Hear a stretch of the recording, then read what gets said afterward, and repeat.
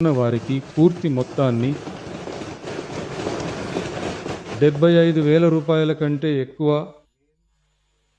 అప్పు ఉన్నవారికి 35,000 రూపాయల వరకు మాఫీ చేస్తున్నట్లు ప్రకటించి దాని ద్వారా 14.44 లక్షల మంది రైతులకు సుమారు 5,932.23 కోట్ల రూపాయల సహకార పంట రుణాలను మాఫీ చేస్తూ 26 జూన్ 19వ తేదీ నాడు ఉత్తర్వులిచ్చారు. ఇందులో 2026 జూలై 31వ తేదీ నాటికి 5,267 కోట్ల రూపాయలు విడుదల చేయబడ్డాయి.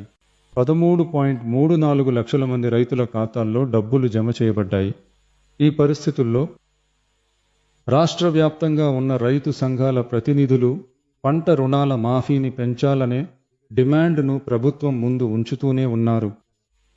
దీనిని అనుసరించి 2026 ఆగస్టు 7వ తేదీ నాడు రైతు సంఘాల ప్రతినిధులు గౌరవనీయులైన సీనియర్ మంత్రులు మరియు శాఖా కార్యదర్శులతో జరిగిన సంప్రదింపుల సమావేశంలో వారి డిమాండ్లను వివరంగా పరిశీలించడం జరిగింది.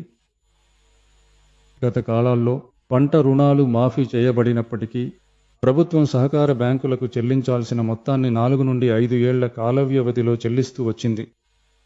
2021 సంవత్సరంలో మాఫీ చేసిన పంట రుణాల మొత్తాన్ని 2021 నుండి 26 వరకు ఉన్న కాలంలో ప్రభుత్వం 12 వాయిదాలలో సహకార బ్యాంకులకు ఆ మొత్తాన్ని చెల్లించింది.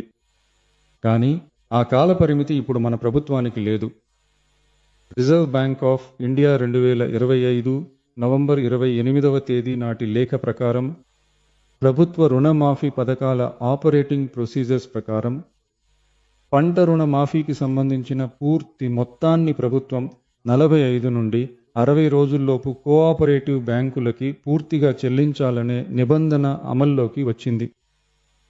ఈ గైడ్లైన్స్ ప్రకారం మరియు తమిళనాడు ప్రభుత్వ ఆర్థిక పరిస్థితిని, ఆర్థిక వనరులను దృష్టిలో ఉంచుకుని ఈ క్లిష్ట పరిస్థితుల్లో కూడా కోఆపరేటివ్ బ్యాంకుల ద్వారా అందించిన పంట రుణాలకు ఈ క్రింది అదనపు మాఫీని అందించాలని ప్రభుత్వం నిర్ణయించింది.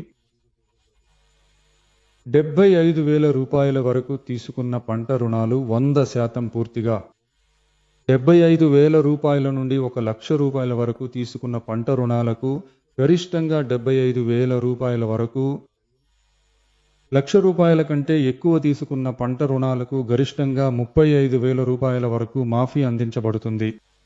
దీని ద్వారా 75,000 రూపాయల నుండి 1,00,000 రూపాయల వరకు పంట రుణం పొందిన 2,38,264 మంది రైతులకు ఒక్కొక్కరికి 75,000 రూపాయల వరకు మాఫీ లభిస్తుంది. దీనివల్ల ఇప్పటికే పొందిన మాఫీ మొత్తానికి అదనంగా 40,000 రూపాయల వరకు అదనపు మాఫీ పొందే అవకాశం రైతులకు కలుగుతుంది.